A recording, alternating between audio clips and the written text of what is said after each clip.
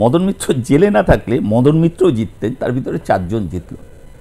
অথচ তার আগে প্রত্যেকটা মিডিয়া ইভেন ও তখন ছেড়ে দিন, তার আগে ইলেকশনে যেদিন কাউন্টিং হচ্ছে, আমি একটা টিভি চ্যানেলে বসে সেদিনও, তখন ওই পোস্টাল ব্যালেটে সিপিএম একটু বেশি, তখনও সঞ্চালকরা, আমি নাম বলতেই চাইছি না, চিৎকার করে বলতে আরম্ভ করছেন 1% ভোট এদিক ওদিক হলে তৃণমূল এবার ক্ষমতা থেকে চলে যাচ্ছে।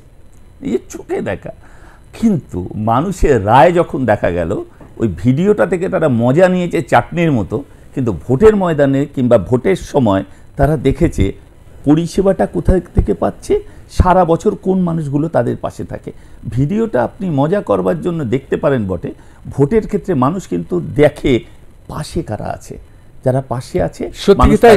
আমি একবার আমি অবশ্যই আমার অভিজ্ঞতা থেকে অবশ্যই আপনি যে কথা বলেছেন, আমি অভ্র এই বিষয়ে নিশ্চয়ই খুবই পণ্ডিত, কারণ ওর গবেষণার বিষয় সামাজিক মাধ্যম। আমি যাচ্ছি, আমি একটু অরূপদার কাছে যাবো, অরূপ চক্রবর্তী মহাশয়ের কাছে, যে কোথাও কি মনে হচ্ছে এই ভিডিও, মানে যেভাবে আপনারা দুপক্ষ ভিডিওতে, কিন্তু আমি বলবো একটা বাইনারি হয়ে গেছে, এই পক্ষের ভিডিও আর ও পক্ষের ভিডিও, মানে অন্যদের কাছে ওই ভিডিও অত নেই। আমি জানি না, তাদের হয়তো ফেলুদা ব্যোমকেশ আছে, পরবর্তীকালে দফাতে কি হবে, এখনও কিন্তু ভিডিওতে খেলা চলছে। আমি এটা বলতে বাধ্য অভ্র, আমি কিন্তু নিরপেক্ষভাবে বলছি, ফলাফল কিন্তু এখন যাচ্ছে 3-2। তার কারণ হচ্ছে এখন কিন্তু এগিয়ে গেছে সবুজ শিবির, গেরুয়া শিবির কিন্তু সন্দেশখালির এই দুটো পরপর ভিডিওর পর একটু পেছনে চলে এসছে। কোথাও কি মনে হচ্ছে যে যত পরিকল্পনা, যত টাকা, যত রাজনৈতিক বোধ বুদ্ধি দিয়ে দুটো দল ভিডিও তৈরি করছে বা ভিডিওগুলোকে ছড়িয়ে দিচ্ছে, বা আমরা দক্ষিণে দেখলাম কারা 25,000 পেন ড্রাইভ ছড়িয়ে দিয়েছে, যেখানে প্রায় 3,000 নীল ছবির মতো কারোর একটি ছবি আছে জানিয়ে উত্তপ্ত, আমরা সবাই জানি। তা কোথাও কি মনে হচ্ছে এটা একটা নতুন প্রবণতা এবারকার নির্বাচনের? তো দেখো, প্রযুক্তির ব্যবহার তো সবসময় হয়ে এসছে। আজকে প্রথম বিশ্বযুদ্ধ যে অস্ত্র নিয়ে হয়েছে, আজকে তৃতীয় বিশ্বযুদ্ধ যদি কোনোদিনও লাগে, ঈশ্বর করুন যেন কখনো না হয়, তাহলে নিশ্চয়ই সে একই অস্ত্র দিয়ে হবে না। তেমনি একইভাবে রাজনীতির ময়দানও তার প্রেক্ষাপট বদলেছে, এবং এটা কিন্তু 2014 নির্বাচন থেকে আপনি দেখবেন সামাজিক মাধ্যমকে ব্যবহার, এই প্রবণতা কিন্তু মূলত বৃদ্ধি পেয়েছে 2014 নির্বাচন থেকে। এই যে আপকি বার মোদি সরকার ক্যাম্পেনিংটা সারা ভারতবর্ষে, সেটা কিন্তু সামাজিক মাধ্যমের একটা বিরাট ভূমিকা ছিল। এবং সোশ্যাল ইঞ্জিনিয়ারিং নিয়ে যারা গবেষণা করেন, তারা কিন্তু এটা বলছেন যে সামাজিক মাধ্যম একটা বিরাট প্রভাব ফেলতে সক্ষম। আজকে দেখবেন যার জন্য এই কোট আনকোট গদি মিডিয়া একটা শব্দবন্ধ তৈরি হয়েছে, তার বাইরে গিয়েও অসংখ্য মানুষ বিভিন্ন ইউটিউবারের ভিডিও দেখছেন, কারণ মানুষ সত্যি কন্টেন্টটা জানতে চাইছেন, এবং তাদের ফলোয়ার্স কিন্তু মিলিয়ন্স। আজকে ধরুন একজন সাংবাদিক, আমি নাম করেই বলছি, সাংবাদিককে কিনতে না পেরে রবিশ কুমারকে একটা সংবাদ মাধ্যমকে কিনে নেওয়া যাচ্ছে, কিন্তু সাংবাদিকের কণ্ঠটাকে কিন্তু কেনা যাচ্ছে না, এবং তার কণ্ঠ মানুষ শুনছে বলেই মিলিয়ন্স ভিউয়ার আসছে, এবং সেই ভিডিওগুলো মানুষ দেখছেন বিভিন্ন ইউটিউবার। এই রাজ্যেও কিন্তু এরকম সাংবাদিক আছে। আমি রাজ্য ভিত্তিতে বলছি, সেই জায়গায় দাঁড়িয়ে হ্যাঁ, জেলে কি করে গেছে সাংবাদিকরা আমরা দেখেছি। মধ্যপ্রদেশের বুকে অর্ধনগ্ন করে জেল খাটানো হয়েছে, মধ্যপ্রদেশের বুকে শ্যামবীরা সিং ত্রিপুরার সাংবাদিক ইউএপিএ দেওয়া হয়েছে।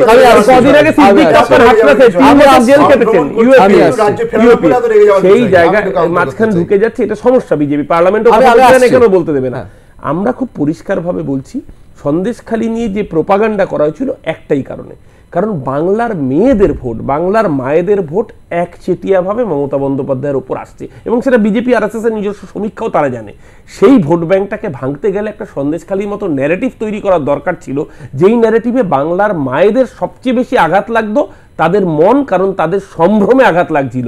সেই মিথ্যে ন্যারেটিভ যারা চালাতে চেয়েছিল, আজকে এই ভাইরাল ভিডিও আসল সত্যিটা মানুষের সামনে তুলে ধরেছে। তার জন্য বিজেপির আজকে এই অবস্থা। কিন্তু বাংলায় জানতে চাই, যেটা আমিও জানতে চাই, আমার বাংলায় যারা রয়েছেন তারাও জানতে চায়, আমরা কি তাহলে দিল্লির কিছু বঙ্গভবন বা অন্য জায়গার কিছু ভিডিও পেতে পারি, মানে পেতে চলেছি? যদি হয়ে থাকে তাহলে পাবেন, বানিয়ে নিক আগে তৃণমূল, যদি হয়ে থাকে তাহলে পাবেন, তৃণমূল এডিট করে নিক। এবার আমি একটু উত্তর দিই, হয়ে থাকে তাহলে কেন পাবেন? অবশ্যই সেটার দায়িত্ব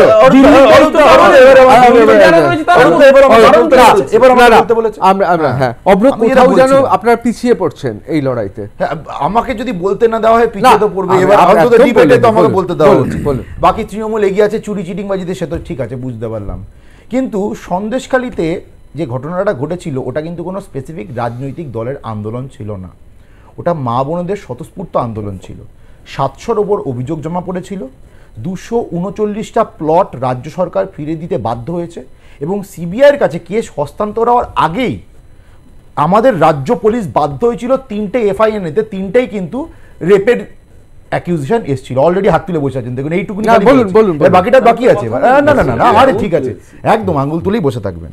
এবার উনি ভিডিও অনেক কিছু বলছিলেন। আমার কাছে একটা ভিডিও আছে যে ওই sting, quote and quote sting নাকি এরা করেছে, সেখানে যেই মহিলাকে দেখা যাচ্ছে উনি পরিষ্কার বলছেন ওনাকে ধমকে চমকে ভয় দেখিয়ে তুলে নিয়ে যাওয়া হয়েছিল এবং উনি নিজে বলছেন যে আপনারা দর্শক বন্ধুরা, আপনারা ওই ভাইরাল ভিডিও শুনছেন তো, খালি শুনবেন না, আপনারা পুরো ওই 30 মিনিটের ভিডিওটা দেখুন।